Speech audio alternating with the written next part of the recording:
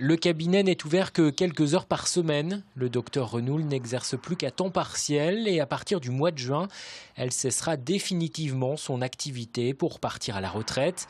La commune de 2700 habitants va donc se retrouver sans médecin généraliste. Une situation qui inquiète les habitants. Les urgences, c'est déjà bondé, alors je sais pas où on va aller là. Puis même les gens qui ont des renouvellements d'ordonnances, des choses comme ça, ils iront pas aux urgences, c'est pas possible. Cela fait près d'1 an et demi maintenant que la mairie cherche un remplaçant. Une annonce a été diffusée dans toutes les universités de médecine de France, au Conseil de l'Ordre, dans le quotidien du médecin, sur des sites internet spécialisés. Des généralistes néerlandais et roumains se sont montrés intéressés, sans que les démarches n'aboutissent, et les zones rurales ont du mal à attirer les jeunes médecins français. Les premiers diplômés recherchent déjà des postes dans des grandes villes. Et puis les femmes recherchent aussi des postes à temps partiel. Donc cela ajoute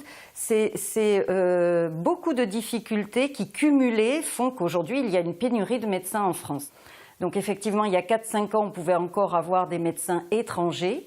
Aujourd'hui, c'est de plus en plus difficile parce que ces médecins souhaitent moins venir en France du fait de la lourdeur administrative. Nemi vient donc de lancer un appel d'offres pour trouver un cabinet de recrutement spécialisé.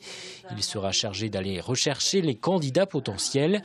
La commune veut y croire. Elle joue sur la proximité de Nantes, du littoral, sur l'organisation de gardes regroupées le soir et le week-end avec 8 autres médecins des alentours, mais aussi sur la présence à Nemi de plusieurs spécialistes. Nous avons un cabinet dentaire et puis la pharmacie, mais il nous manque le médecin. Bon, aujourd'hui, les gens vont à l'extérieur, ils vont à Aubigny, à Nieul, un peu partout, reviennent faire leurs achats à la pharmacie, mais c'est vrai que ça peut aussi faire diminuer et faire disparaître la pharmacie, quoi. Car sans médecin généraliste, la pharmacie s'inquiète de l'offre de soins pour les habitants et craint de voir partir une partie de sa clientèle.